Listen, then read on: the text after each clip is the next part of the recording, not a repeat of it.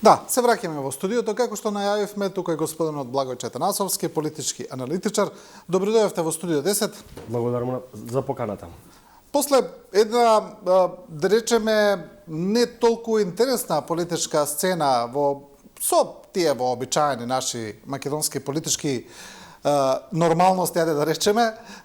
како да станува малку поинтересно, особено околу приказнава со Арвен Таравари, со неговата улога во владата, со притисокот од коалицијата вреди, кон него, со тоа ќе излезе, нема да излезе, со соработката со ДУИ, работите стануваат уште поинтересни. Па е како еден генерален влез за анализата, како гледате на овие случувања? Па ќе биде малку саркастичен, жално и тажна е таа држава и политичка сцена во која Арвен Тараварија прави да биде интересна политичката сцена кај нас, како што и сами откажавте. Односно, целиот фокус на политичките настани во овие неколку седмици е детектиран околу одлуката на Арвен Таравари како да настапи на идните локални избори и сето тоа се развиваше во неколку фази. Каде што најпрво имаше од негова страна таква најава дека размислува, па потоа имаше пуштени полуинформации, шпекулации, делумни вистини дека тој се сретнува повремено со лидерот на ДУИ Али Ахмети, кој во овој момент е проектиран за главен архинепријател на владачката гарнитура и на ВМРО ДПМН и на коалицијата Влен.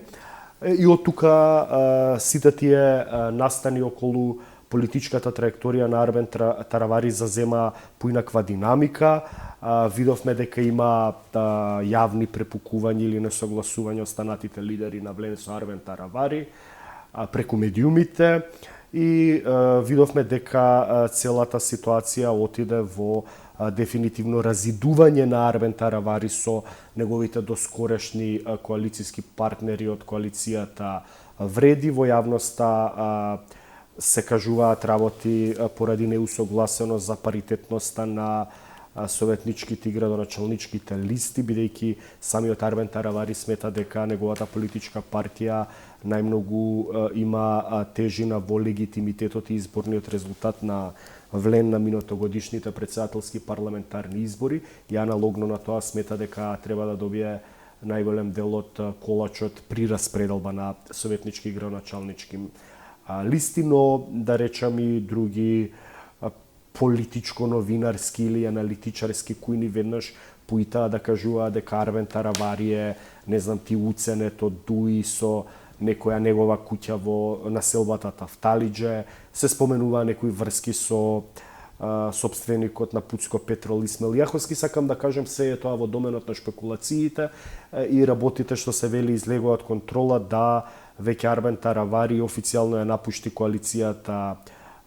Вреди или Влен и да обздани во јавноста дека размислува да настапи самостојно на локалните избори на советнички листи, но онаму каде што тоа го изискува политичката сцена, специфичноста на одредени општини, тој не исклучува и соработка со ДУИ Али Ахмети, тоа веројатно ќе биде црвената линија или рубиконот кој не сме условно кажано Арвен Таравари да го премине, како што вчера видовме од средбата со премиерот Мицкоски, на кој се веројатно разговарале за повеќе теми во јавноста. Се уште немаше дадена директна информација каква ќе биде политичката траекторија на Арвен Таравари, односно дали ќе остане во владата како помал, условно кажано, етничко албански коалицијски партнер или ќе му биде покажана излезната врата од Илинденска безброј. Тоа тука ќе биде детектирана идната македонска политичка разврска на македонската политичка сцена, бидејќи дефинитивно политичките карти ќе бидат измешани, особено во така наречениот етничко албански политички блок, бидејќи доколку отстапи од министерското место за здравство, кој е ресор кој е најпосакуван бидејќи буџетски најмногу тежи, тука е прашањето дали сите негови ресори, директори, заменици, министри, директори на институции, па и самото Министерство за здравство паритетно ќе биде дадено на преостанатите партнери од коалицијата Влен кои веќе се пререгистрираа во политичка партија, унисон партиски субјект, или пак ќе биде тоа еден лакмус тест самиот премиер Мицкоски да направи еден вид на политичка мини реконструкција, да ротира некои министри, бидејќи знаеме како се развива политичката сцена после настаните, ужасно трагичните настани во Кочани, кои едноставно... Еве вака, ќе дојдеме до Кочани, сакам да ве прашам во однос на ова, после вчерашната среда со премиерот Мицкоски, некако очекувавме поконкретни информации, подиректни информации околу тоа што ќе се случи, особено после изјавата на премиерот дека Таравари мора да избере дали ќе соработува со ДУИ или ќе учествува во владата, како што кажавте, тоа очигледно е црвена линија за премиерот, но тоа не се случи, во смисла не добивме директна информација што понатаму, иако ми се чини дека Арбен Таравари можеби не толку експлицитно, но некако како да најави дека ќе соработува со ДУИ на локалните избори. Сега прашањето е ова, дали мислите дека на премиерот и на владачкото мнозинство им е сеедно доколку Таравари излезе од коалицијата, бидејќи ќе имаат се уште прилично стабилно мнозинство, доколку тој излезе со своите 5 пратеници, нема реално нешто премногу да смени, освен доколку во некој случај не се брка некакво двотретинско мнозинство за промена на устав и така натаму. За останатите комбинаторики ми се чини дека не е пресудно, ајде да речеме. Претходната влада владееше и со едно прилично тенко мнозинство со години. Или, значи, дали му е сеедно на премиерот Мицкоски и на владачкото мнозинство, или под притисокот на вреди, сепак Таравари условно кажано ќе биде избркан од владата доколку обстои настава. Тука е факторот X кој е непознаница, дали Мицкоски треба да се определи и понатаму да го задржи Таравари како условно кажано свој помалетничко албански коалицијски партнер, бидејќи во јавноста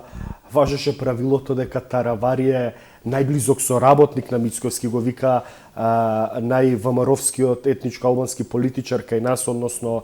имал огромна политичка близина со Мицкоски, веројатно си имаат и некои нивни корелации, политички комуникации, не сака туку така да се откаже од него, односно да го прати во опозицијски редови, но од друга страна гледаме дека преостанатите лидери на коалицијата Влен се децидни дека не сакаат веќе да го гледаат во иста владеачка гарнитура, бидејќи, како што велат и тие самите, тоа било пред договор, пред парламентарните избори минатата година, дека влегуваат заеднички како коалиција Влен и дека не треба тие потоа да се цепкаат и секој поединечно да настапува во владачката гарнитура, односно сакам да кажам Мицкоски дефинитивно мора да одлучи меѓу Таравари и Влен, по се изгледа ќе одлучи нормално да понатаму действува политички со коалицијата Влен во однос на тоа дали ќе има турбуленции во владиното мнозинство или владачката гарнитура, апсолутно не, бидејќи бројот од 4 или 5 пратеници кои ги има Арбен Таравари ќе спадне владачкото мнозинство на 73 пратеници, што е апсолутно стабилно, но доколку клучната разврска ќе се случи и факторот X кој ќе одреди политичката сцена, особено во етничко-албанскиот политички кампус, е тоа дали Арбен Таравари дефинитивно ќе отиде во што се вели опозицијско дејствување не само на Влен, туку и кон ВМРО ДПМН, односно ќе сака да придобива од опозицијските гласачи во албанското милје, не говорам опозицијските на ДУИ, во смисла дека има проблематизирање на легитимитетот на албанците. ДУИ е во опозиција политички, но на минато годишните избори стана условно кажано поголем легитимацијски победник кај албанците и со тоа го спорува легитимитетот на коалицијата Влен. Сега Влен од 14 пратеници, со одлевањето на тие 5 пратеници кои, да речеме, во апсолутни бројки тежат околу 35-40 илјади гласови концентрирани во општините каде што има доминантно албанско етничко население, тогаш ќе се осипи уште толку проблематизираниот легитимитет. Дој друга страна прилично ќе ојача во собранието. Апсолутно, тоа сака. Не, опозицијските гласови на албанците ќе се зголемат за плюс 5 пратеници во парламентот, доколку Таравари отиде во опозиција и настапува опозицијски против коалицијата Влен. Тука веќе ќе имаме нова интересна разврска на македонската политичка сцена во етничко-албанскиот политички простор и што тоа во иднина би значело, дали Таравари може да има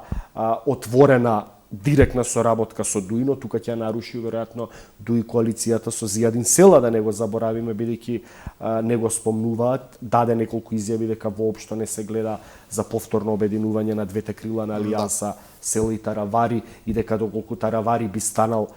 официјален партнер коалицијски на Али Ахмет и Села, тогаш ќе го преиспитува своето учество во Европскиот фронт, кој исто така има 4 пратеници, така што многу е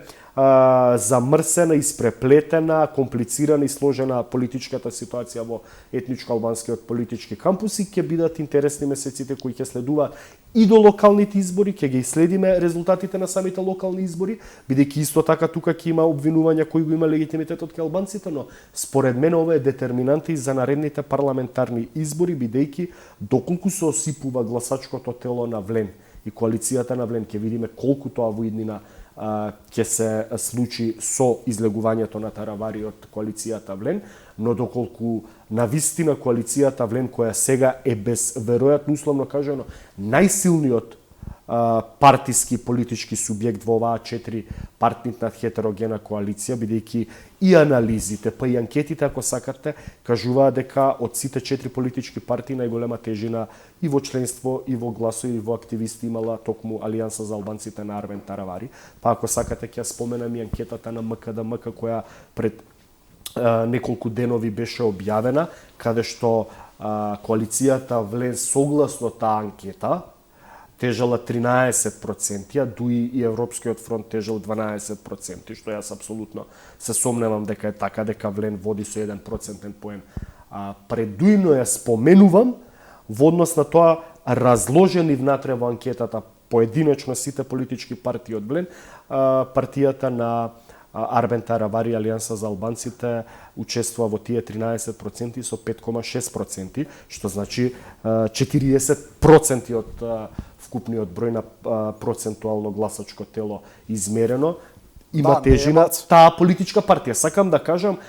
друга алтернатива да ја напушташе коалицијата Влен, за која се смета дека е најслаба политичка партија, која никогаш не искочила самостојно на изборите, друго е Алијанса за албанците, но ќе видиме како и гласачкото тело на Алијанса за албанците ќе се детерминира, бидејќи тоа е гласачко тело кое било претходно протестно на ДУИ, односно Алијанса за албанците настана од ДП, која беше со гласачко тело опонент на ДУИ, потоа Алијанса за албанците постојано настапуваше фронтално против ДУИ, но во последните година и половина политичките карти толку се измеша да веќе не се знае кој со кој. Има една теза, господин Атанасовски, теза во домен, ајде да речеме и на политички теории на заговор, која е интересна за анализа во секој случај, дека сето ова што се случува со Таравари и не е така како што личи, дека тоа е еден маневар на Таравари и премиерот Мицкоски, каде што ова намерно се прави и дека целта е тамо некаде после локалните избори целосно да се сврти курсот на владеачката коалиција, вреди да се на некој начин да се исфрли од владата, тие да одат во опозиција, а ВМРО ДПМН да се врати во коалиција со ДУИ, засилена со Арбен Таравари, што би бил прилично еден многу поголем политички блок, една посилна, политички посилна влада. Бидејќи тоа го кажаа последните избори, без разлика еве на овие анкети, како што вие ги споменувате на МКДМК, дека ДУИ сепак владее со теренот. Тоа го покажаа последните избори. Ке видиме за локалните. Значи, тезата е дека ова е намерен политички маневар, бидејќи таа теза вели дека коалицијата вреди не носи доволно вредност за премиерот, политичка вредност за премиерот Мицкоски, дека едноставно се преслаби на терен, а особено со излегувањето на Таравари дека ќе станат навистина уште послаб политички партнер. Во оваа држава ништо не ме изненадува, апсолутно таква политичка разврска би била под наводници нормална за македонските политички услови, но се поставува прашањето ако таа хипотеза е точна, тогаш дали премиерот политички не се пука во глава или во нога, бидејќи во изминативе 2 па и повеќе години, мислам дека наративот околу кој ВМРО ДПМН го градеше својот рейтинг, особено пред парламентарните избори на 8 мај, каде што доби огромен легитимитет и гласови од македонските граѓани, условно кажано од етничко-македонското гласачко тело, 58 пратеници, 430.000 гласови, е токму градењето на наративот, па да речем и хистеризацијата дека ДУИ, криминалната, корумпираната, проектираната како најголемото зло во оваа држава, ја раководи државата и дека СДСМ се измеќари на ДУИ. Многумина македонци под емоции, па би рекол и под психолошка хистеризација на 8 мај гласаа за ВМРО ДПМН, казнувајќи го СДСМ, бидејќи поверуваа во приказната дека СДСМ се измеќари на ДУИ, дека ДУИ има 8 или 10 министри, дека не може со толкава паритетна застапеност на етничките албанци во Македонија да бидат политички репрезентирани со толку извршни министри. И само година и половина после тој наратив кој бил граден со години, вие ДУИ да ја внесете и да ви биде ваш коалицијски партнер. Мислам дека тогаш, во моментот ВМРО ДПМН после локалните нека има и апсолутна победа од освојување на сите градоначалници, веднаш ќе падне за 100.000 гласа во очите на нивното гласачко тело и етничките македонци кои ги гласале, бидејќи не сменета е климата и не е ова златното време на Никола Груевски кој владееше 10 години со ДУИ, каде што продаваше хистеризација и национализам пред секои избори, договорен предходно со ДУИ, каде што ДУИ и ВМРО ДПМН меѓусебно се обвинува, кој повеќе ги брани македонците, соодветно кој повеќе ги брани албанците. На крајот ВМРО ДПМН добиваше 63 пратеници, ДУИ добиваше 20 пратеници и заедно, братски, слејано, сраснато, криминално корумпирано владеа 10 години, делејќи ги тендерите и јавните набавки од двете страни на линијата Групчин-Подболја, бидејќи така е поделија Македонија, зборам со контрола на бизнисите, на тендерите, на криминалот и корупцијата, говорам за Никола Груевски и за Али Ахмети. Сега, мислам дека е многу смената политичката ситуација во Македонија и дека етничките македонци не може после година и половина да заборават дека гласале дуи после 22 години од нивно учество во сите последователни влади во Македонија, повторно да бидат вратени во владата и сето тоа да треба политичкиот пиар на ВМРО ДПМН да го испере дека, не знам, ДУИ се реформирала. Како ќе се реформира со ДУИ, кога лидерот на ДУИ е се уште тој што е главниот господар кој ги раководи сите политички процеси во таа политичка партија, тоа е амнестираниот воен командант Али Ахмети. Не може таа приказна да биде продадена. Мислам, може, како што кажавте вие сам, да се случи такво нешто, бидејќи не ме изненадува, но тоа мислам дека тоа апсолутно ќе биде катастрофално по рейтингот на ВМРО ДПМН и за идните парламентарни избори. Мислам дека тоа би било политички самоубиствено за премиерот и лидер на ВМРО ДПМН Христијан Мицкоски, доколку го направи тој политички чекор после локалните избори ја земе ДУИ во. Добро, но интересно е ова што го кажавте во однос на тоа како владееле порано. Повторно имаме слични искричења, ајде да речеме. Не велиме дека се договорени, дека се синхронизирани, но повторно гледаме дека се игра на картата на национализмот. Еве ДУИ најави протести, Али Ахмети вели ако јас излезам на улица не се враќам веќе, алудирајќи на своето воено минато, очигледно ДУИ велике протестира. Едно е за правда за Крешник Бектеши, кој вела дека е политички затвореник, а второ за законот за албански јазик во Уставниот суд, доколку тамо се, како што вели Ахмети, ако се чепне во албанскиот јазик, нема да има ни ту локални избори. Како гледате на овие најави за протести на ДУИ? Мислам дека ДУИ политички не може да мобилизира толку луѓе, тоа се виде и есеновски зимото кога сакаше да мобилизира луѓе пред Уставниот суд, но еден е факт дека фрустрацијата на албанците од учеството на Влени Ливреди во владата се зголемува, бидејќи јас тоа го велам, имате вие парада на српскиот свет во Македонија, во моментот кога Албанија ќе отвара ново изграден аеродром во Валона, што се вика Гринфилд инвестиција на зелена трева, гради нов интернационален и пушта во употреба нов интернационален аеродром, Македонија се фали со поправени лифтови во МРТВ или во, не знам, во Тетово или со затворена шахта. И почнува преговори со ЕУ. Тоа сака да кажам, во исто време Албанија ги има почнато преговорите пред 6-7 месеци со Европската унија. Затоа ќе отвори аеродром во Валона и ќе отвори многу автопатишта, има 11 милиони странски туристи и по последните информации кои ги следат во 2025 година бруто домашниот производ по глава на жител на Република Албанија ќе биде поголем од бруто домашниот производ по глава на жител во однос на Македонија за прв пат во историјата на Македонија и Албанија. Еднаш кога тој бруто домашен производ по глава на жител ќе не надмине, односно Албанија ќе не претрка како што своевремено не претекале Бугарија, Романија, Србија, Црна Гора и Хрватска пред 25 и 30 години, тогаш враќање назад нема. Со почнатите европреговори само ќе се зголемува јазот меѓу паритетната куповна моќ на албанските и македонските граѓани и тоа ќе создава ненормална фрустрација кај албанците во Македонија бидејќи ќе живеат во држава која е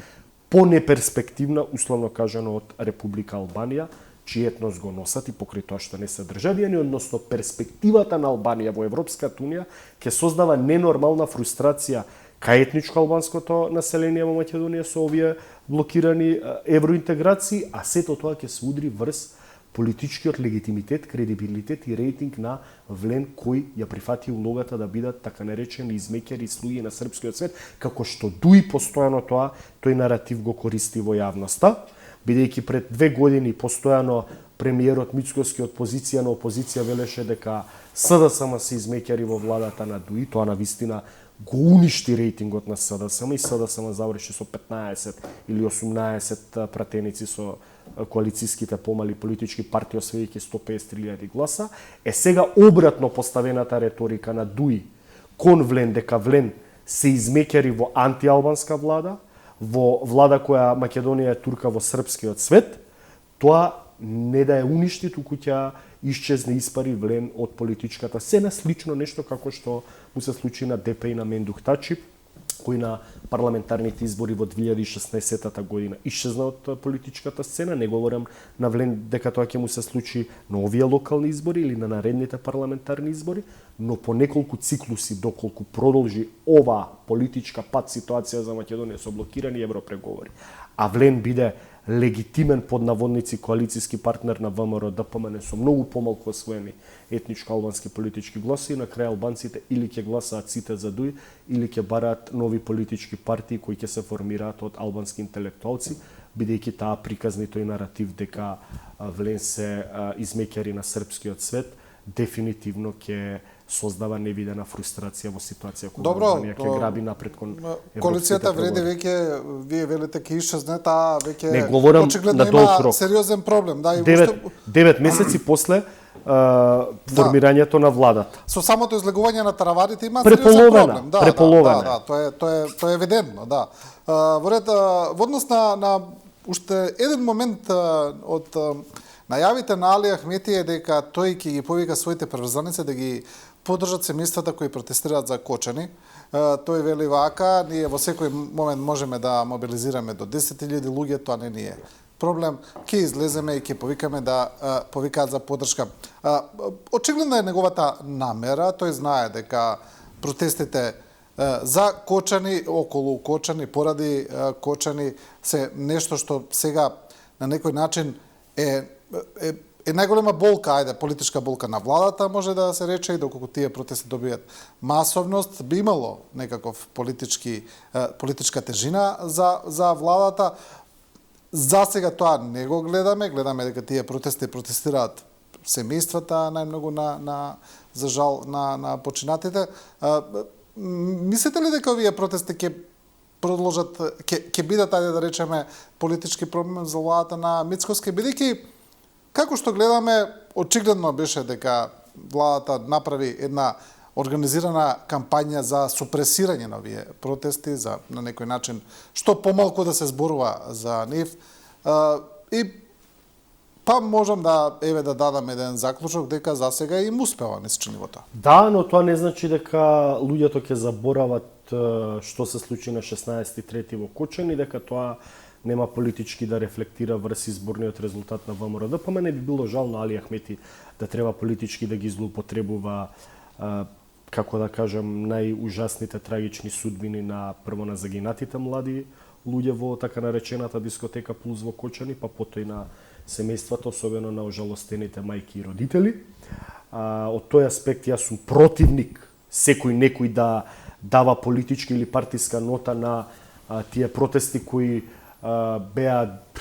дури како да кажам и жално да ги гледаш, бидејќи беа само поттикнати, иницирани од првите роднини, мајките, родителите и фамилијата во Кочани, немаа поддршка пред се од кончанчани може имало, но од другите граѓани од Македонија кои сакаат конечно правда и нормализирање на состојбите во оваа држава, односно сакаат Македонија да стане држава со сите нишани. Тоа е доказ дека ние апсолутно немаме општествена одговорност. Ние го немаме тој така наречен општествен договор на Жак Русо да живееме во една заедница, односно секој живее флуидно сам за себе, не сочувствувајќи со таа неправда и катастрофално ужасна трагедија која се случи во Кочани, но мислам дека Кочани може ќе биде лакмус тест за изборниот резултат на ВМРО ДПМН, па и на СДСМ и на останатите политички партии на локалните избори со огромна абстиненција. Ќе видиме каков ќе биде резултатот на локалните избори во општина Кочани, тоа за мене ќе биде многу интересно. Мислам дека ако имаат грам срам и грам морал двете доминантни политички партии во овие 35 години, така наречените системски партии, тоа е ВМРО ДПМН и СДСМ, не сме од политички морални причини да кандидираат, што се вели, партиски кандидат за градоначалник во Кочани, едната и другата политичка партија треба да се иземат и да ги остават кочанчани преку независни листи да се кандидираат свој човек и да си го изберат тој човек без мешање на тие политички партии, но СДСМ и ВМРО ДПМН се, како да ги кажам, измекери на криминогената корумпирана олигархија, се само продолжена рака и не може да стане збор за организации или политички партии во кои царува моралот или емпатијата и сочувството, и едната и другата ќе излезат со кандидати според мене, но од друга страна ќе видиме каква ќе биде разврската на локалните избори и каква ќе биде детерминантата од локалните избори за мене што се вели идните парламентарни избори. Дали ќе бидат редовни во 2029, дали ќе бидат евентуални предвремени до година на пролет или оваа година со локалните веќе некој спомена дека не може да бидат, бидејќи се уште важел институтот од пржинска влада дека не бил укинат и дека и на наредните парламентарни избори треба ние да ги имаме сите оние рокови кои се поправете ме ако не е така, се уште важи не е укината. Не е институтот пржинска техничка влада од 100 дена се уште важи и за идните парламентарни избори, така што мислам дека тоа стои во законот за влада. Тоа стои во законот за влада. Сакам да кажам дека доколку ако има предвремени парламентарни избори со локалните, тоа веќе политичките партии треба да го соопштат за да се организира нели пржинска влада со технички министри, но не се. Како и да е, мислам дека сите овие работи што се случуваат следствено во 2025 многу поинтересно ќе биде нивната разврска на идните парламентарни избори, а не на локалните избори, бидејќи локалните избори се мнозински избори. ВМРО ДПМН може да освои 300.000 гласови и да победи апсолутно во сите општини, доколку СДСМ земе 150.000 гласови. Во албанскиот блок е многу интересна ситуацијата, дуи може да биде апсолутен победник во сите општини на советнички листи, а Влен или вреди да земе градоначалници во они етничко мешани средини, Тетово, Гостивар, Чаир, па ако сакате и Струга и Кичево под знак прашалник, каде што контингент на етничко ВМРО-вски гласачи во вториот круг ќе гласаат по дефолт и по наредба на партијата за кандидатите на Влен за да бидат поразени дуи, но тоа нема да биде реалната политичка моќ и одраз на реалната политичка сила на Влен, бидејќи ќе се види на идните парламентарни избори каква ќе биде прераспределбата на мандатите, а тоа треба да го видиме од освоените гласови на советничките листи. Да, локалните избори ќе бидат лакмус тест за евентуалните предвремени парламентарни, доколку ги има, се разбира. Како гледате сега на локалните избори? Еве, како гледате на опозицијата, пред се на еве да речеме на СДСМ, која се уште се смета за главна опозицијска партија, ќе видиме дали после локалните ќе биде така, бидејќи левица сериозно им дише во врат, но сепак еве СДСМ е тука. Гледаме дека претседателот на СДСМ Венко Филипче вели дека тие сега ги бараат кандидатите за локалните избори, како што вели ги бараат најдобрите луѓе. Имаше пред малку една изјава дека СДСМ се подготвени за избори. Било кога, дека се во добра кондиција. Мене ми се чини дека анкетите не го покажуваат тоа, па еве што мислите вие? Многу е тажно и жално за човек кој важел прилично за извореден неврохирург да треба да ја прифати улогата да биде стечен управник на политичката партија СДСМ и да биде така наречен лидер на опозицијата. Јас не гледам ништо опозицијско действување во неговата политичка дејност во овие 9 месеци колку што е претседател на СДСМ. Жално и тажно да се гледа дека тој седнува на маса со лидерот на владачката партија и премиер, каде што треба да направи сет на реформи и да направи обединување. Врз база на што да се направи обединување, кога во неговиот мандат како поранешен министер за здравство се случи горењето на 13 живи луѓе во модуларната болница во Тетово, а во мандатот на Христијан Мицкоски се случи ужасната трагедија во Пулс. Не може луѓето кои се лидери на политички партии и се извор на проблемите во оваа држава да бидат решение на истите. Жал ми е да гледам човек кој апсолутно нема никакво опозицијско политичко действување ни во реториката. Да не речам прифати да биде измеќар на така наречениот клан Заеви, кој го нарекува од ВМРО ДПМН, а сега клан Дубај, бидејќи 7 години ние постојано случавме од пресконференции на ВМРО ДПМН кланот Заеви, некако после 8 мај се заборави кланот Заеви и се поставува прашањето дали СДСМ под водство на стечајниот управник кој се смета за легитимен претседател на СДСМ со освоени смешни 18.000 гласови на внатрепартиски избори, каде што членството на СДСМ гласа по северно-корејски тип, каде што вие сте единствен кандидат, да треба да биде патерица, или што вели еден мој пријател од редовите на СДСМ, на шалова ќе го кажам, вика, од последен пат кога сме се виделе, не премина во знам, уште сум во СДСМ, а СДСМ не постои, сега СДСМ е подбладок на ВМРО ДПМН. Сакам да кажем, и тоа вие што го велите, и во јавноста, и новинарите, и медиумите, граѓаните, секој втор, веќе го поставува прашањето дали СДСМ е во потајна или директна коалиција со ВМРО ДПМН или е ставено во улогата да глуми опозиција на ВМРО ДПМН. Вие верувате ли во таа теза? Таа теза одамна се врти. Не верувам, туку апсолутно знам дека тоа е вистина. Прво е гледам и реториката на СДСМ и политичките потези на така наречениот лидер на СДСМ и ја гледам реториката на премиерот Мицкоски. На поставени пратенички прашања, секој четврток, последниот четврток од месецот,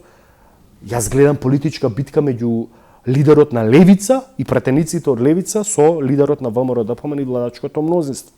И медиумите известуваат за тоа. СДСМ може се нарекува главна опозицијска партија, но подействувањето може да биде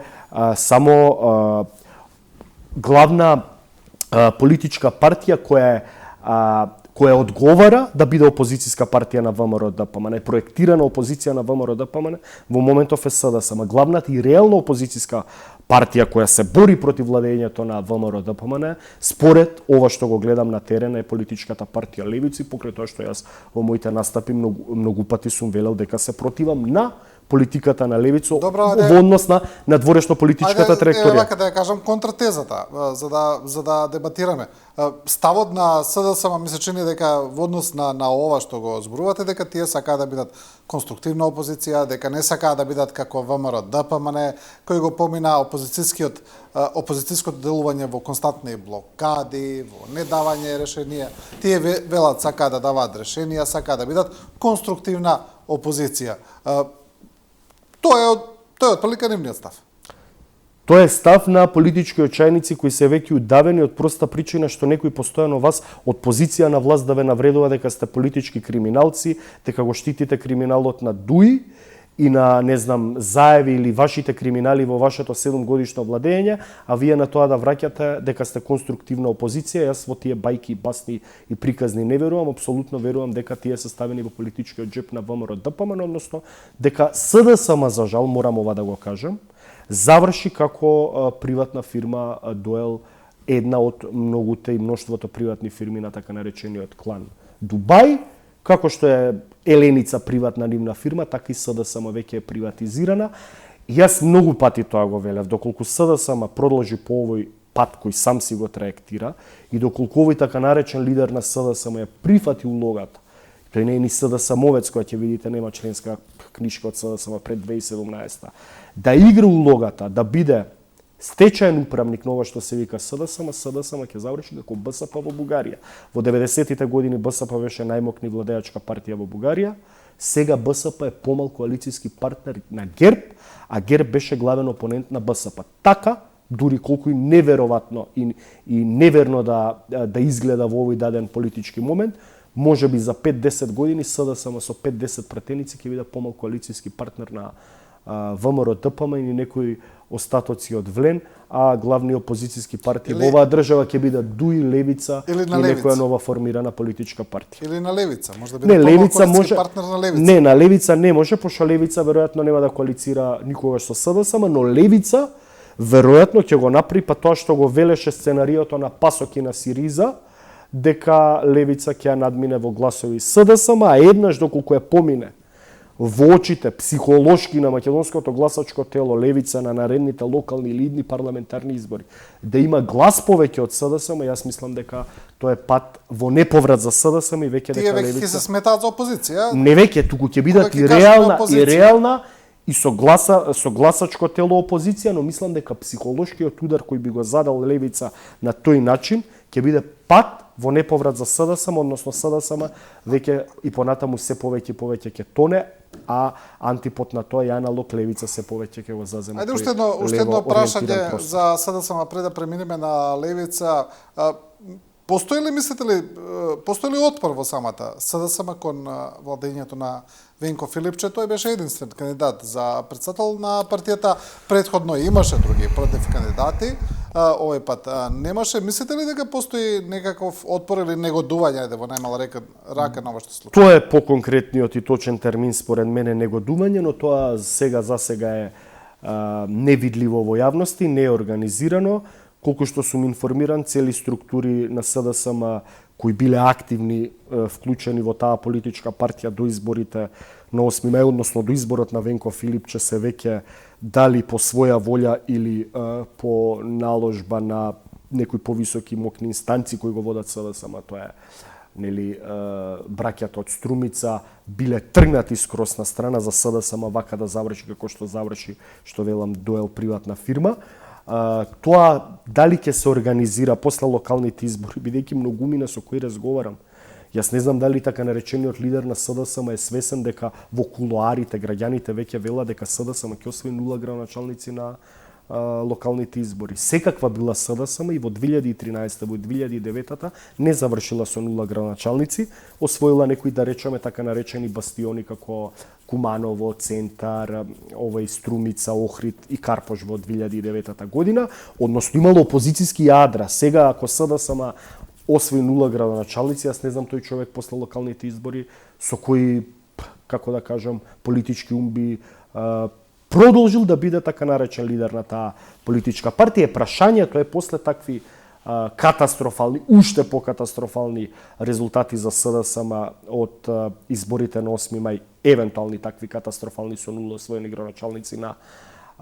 градоначалничките локални избори, дали ќе се организира тоа опозицијско внатрешно јавно мислење кон оваа структура на СДСМ предводена од актуелниот лидер и дали таа организирана структура ќе побара реални, системски, коренити промени во СДСМ, а не само лидерска смена, да се смени актуелниот така наречен лидер, па да дојде нов кој ќе биде избран од квотата на браќата од Струмица, односно да се продолжи аукцијата за именување на стечени управници. Да не се случи СДСМ на локалните избори да добие помош од ВМРО ДПМН, да се изберат некои градоначалници, бидејќи ова што го зборувате би било прилично негативен развој на настаните за ВМРО ДПМН, доколку Левица стане посилна политичка партија, бидејќи на начинот на кој што делува Левица ќе биде сериозно понезгоден политички противник од СДСМ.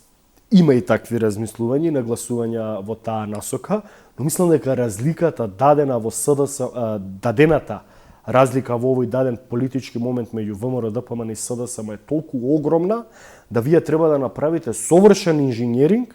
па таа помош што вие велите од ВМРО ДПМН кон СДСМ да треба СДСМ да избере градоначалници, говориме во некои помокни општини. Не сакам граѓаните да ме сватат грешно, сите граѓани на Македонија ги ценам подеднакво, но не е исто да победите во општини како, не знам, Куманово, скопските општини, Битола, Прилеп, Струмица, Охрид и поголемите градови, Кочани, Тетово, Гостивар во Македонија, и иста тежина да имате победа на локални избори, не знам, во Валандово, Демир Хисар, Лозово, општина Зрновце. СДСМ може еве да победи во 3, 4, 5 општини од типот на таква победа да направи во Валандово, не знам, Крушево, кај што има актуелни градоначалници Демир Хисар, Пробиштип, но тоа би било смешно СДСМ да го представува како релативен изборен добар резултат, особено што се шпекулира дека политичката партија Знам ќе добие, не знам, неколку добитни градоначалници во коалиција со ВМРО-ДПМН, освен Куманово се шпекулира една скопска општина и 3-4 општини каде што СДСМ се уште има актуелни градоначалници, така што СДСМ ако заврши по број на освоени градоначалници позади ВМРО-ДПМН, позади ДУИ, позади Влен, позади Знам, па дури и позади Левица, да се случи под наводници некој условно чудо, Левица да даде градоначалник во некоја од македонските општини, СДСМ да биде последна по број на градоначалнички места, тоа мислам дека ќе биде политичка смрт за таа политичка партија, доколку веднаш после тие избори реално кадровски не се реформира, односно не продолжи да биде заробена политичка партија од браќата од Струмица. Да, Левица доста се анализира за Левица, може да се каже дека тие имаат политички успон, но сега има и аналитичари кои велат дека од друга страна па и помина прилично долго време од формирањето на таа политичка партија. Да, таа расте константно и споро, но велат можеби и премногу споро. И анализите тука одат во тоа пред се кон претседателот на Левица, господинот Апасиев, дека тој е во исто време и газ и кочница за партијата. Во смисла дека тие постигнале некаков политички плафон, дека можат уште да освојат, но не и премногу, бидејќи се на некој начин ограничени со одредени екстремности во своето политичко делување. Имено дека мораат на некој начин да станат поприфатливи за поширока маса на луѓе. Поприфатливи и понелицемерни од типот на лидерот на таа политичка партија, како што скажавте самиот вие. Јас сум кажувал јавно во моите настапи негативни, да речам, мои мислења за таа политичка партија, бидејќи била проектирана од, да речам, фрустрациите на лидерот на таа политичка партија, а имам па исклучително високо мислење за одредени пратеници од пратеничката група на Левица, да не ги споменувам сега во јавноста, мислам дека се одлични пратеници. Тоа вие што го велите, тој може да биде до сега бил тој што реално ја создал политичката партија Левица со неговиот начин и вординг на дејствување, но од сега натаму може да биде само товар, бидејќи не може вие истовремено да продавате политичка магла, политички ветер и магла на јавноста, да ми се поклонувате на гробот на Енвер Хоџа, од друга страна да се возите во джип. Не во джип што сакате, ако купете и авион, ама не може да проектирате политика дека вие сте за правата на обесправените, сиромашните, дека вие сте антикапиталистичка партија, а ползувате, да речеме, еден од символите на капитализмот, джип, или одите на одмор во Египет. Океј, не во Египет, отидете на Малдиви, ама не ми се правете дека вие сте против капитализмот и дека капитализмот е зло. Па сега да одите во хотел во Хургада е одлика на развојот на капитализмот, под наводници некаков луксус. А тоа е смешно, јас да го обвинувам дека отишол во Египет, кога секој втор македонец со 500-600 евра може да си го дозволи тој под наводници луксус, што за денешни времења не е ни луксус. Сакам да кажам, не може да правите некои работи во приватниот живот така, а постојано да проектирате некоја политичка лажна идеологија дека сте анархист, социјалист, антикапиталист, антиглобалист, не знам дека уредувањето во Кина треба да биде проектирано исто и во Македонија. Тука веќе многумина луѓе се прашуваат за политичкиот морал на Робеспиер неподмитливиот, и тука мислам дека, како што кажавте вие, самиот Левица споро го пробива тој пат кон политичките височини, бидејќи постои веќе 10 години на македонската политичка сцена, но знам за само неколку месеци од своето формирање направи исти изборен резултат на минатогодишните парламентарни избори, освојувајќи 6 пратеници, за волја на вистината има 12.000 гласа помалку од Левица, но Донтовиот модел така ги распредели. Левица дојде, но градуално растеше од 12.000 на 38.000, на локалните имаше 2021 50.000, на парламентарните 67. Ке видиме на овие локални избори, јас им предвидувам дека ќе имаат повеќе од 67.000 гласови, бидејќи е проектирана како главна опозицијска партија на ВМРО ДПМН, но да, се сложувам да одговорам директно на прашањето дека треба веројатно да направат малку промена во политичкиот имидж и на лидерот на партијата и во политичкиот, геополитичкиот надворешно политички ориентацијски курс на партијата, малку под наводници да се спуштат на земја, да не продаваат басни дека, не знам, Македонија треба да се поистоветува со диктатори тоталитарни од типот на Енвер Хоџи, дека тој треба да ни се представува како светла приказна не во македонската, туку во светската историја, кога мислам дека и самите албанци, нормалните албански граѓани во Република Албанија не се срамат, туку се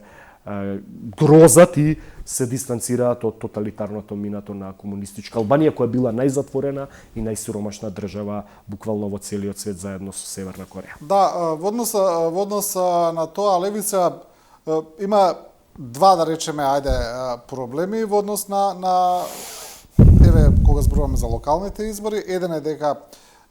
најголема поддршка им доаѓа од младите, тие имаат релативно мала поддршка кај условно кажано повозрастното население,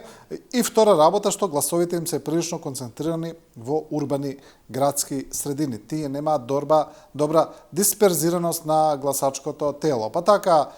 анализите покажуваат дека за локалните избори тие имаат шанси да освојат некои градоначалници, но тои се претежно сконцентрирани во неколку скопски општини и тука им се шансите. И доколку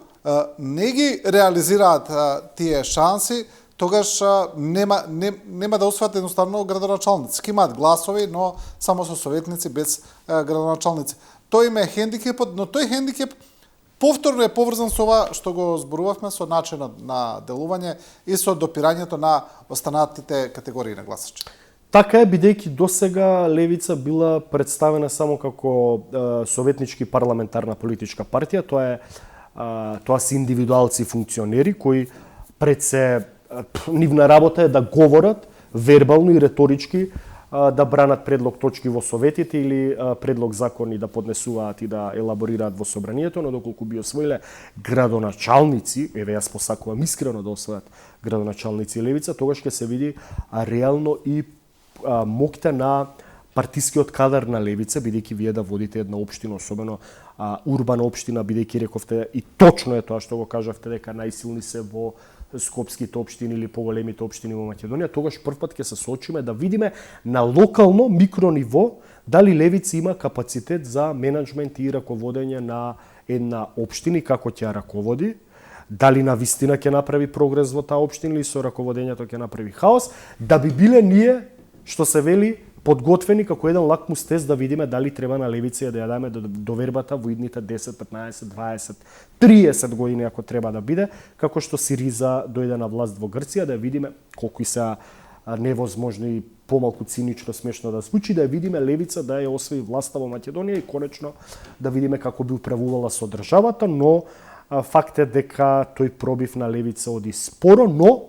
има една друга работа што сите политички партии од типот на ЗНАМ, на НСДП и други политички партии кои настанале со отцепување од големите политички партии, дали ВМРО ДПМН или СДСМ, својот најдобар изборен резултат го правеле на првиот изборен циклус, потоа потонувале и исчезнувале од политичката сцена или станувале мал коалицијски партнер на едната или другата политичка партија. Говорам сега актуелна ЗНАМ, бидејќи стана владеачка. Примерот на ЗНАМ е многу сличен со примерот на НСДП на Тито Петковски 2005 кога стана коалицијски партнер на ВМРО, потоа исчезна од политичката сцена, односно стана патерица предизборна на СДСМ. Голема веројатност е тоа да се случи и со ЗНАМ, бидејќи тоа се клиентилистички гласови кои се одлеа од СДСМ, а Левица е единствената политичка партија од надвор од двете доминантни политички партии ВМРО, ДПМН и СДСМ, кој има градуално растење во гласовите од незиното формирање до денеска, што не се случило со ниту една друга политичка партија на македонската политичка сцена од помалите политички партии, спомнувајќи тука и партијата Демократска алтернатива на Васло Тупурковски, која беше надеж на македонската политичка сцена и згасна од политичката сцена само после еден изборен циклус. Да, левица е навистина во тој аспект изненадување. Да, добро. И за самиот крај ве молам за кус одговор, бидејќи мислам дека тука и нема што премногу да се анализира. Заглавени сме очигледно на европскиот пат, не гледаме некаков помак во однос на односите со Бугарија. Истата реторика и од оваа и од таа страна ми се чини дека тука не гледам нешто ново, барем јас не гледам. Ниту се гледа нешто ново, ниту ќе има нешто ново. Мислам дека политичката сцена, буквално и ова што се случува со СДСМ е намерно така детерминирана. Шаховската табла на политичката сцена во Македонија е поставена, ние можеби веројатно во наредните 20 години, да си го поставуваме прашањето дали ќе почнеме преговорите со Европската унија, бидејќи да ја потсета македонската јавност, Македонија доби кандидатски статус во веќе далечната 2005 година. 20 години потоа не може да ги почне преговорите, а во моментов членство во Европската унија, 20 годишнина од членство во Европската унија веќе слават држави од типот на, не знам, Естонија, Летонија, Чешка, Полска, така што таа ситуација е прилично многу жална или Македонија е тажна европска приказна, како што констатираше за жал и самата комесарка за европроширување словенката Марта Кос. Да. Атанасовски, благодарам за гостување. Благодарам на поканата.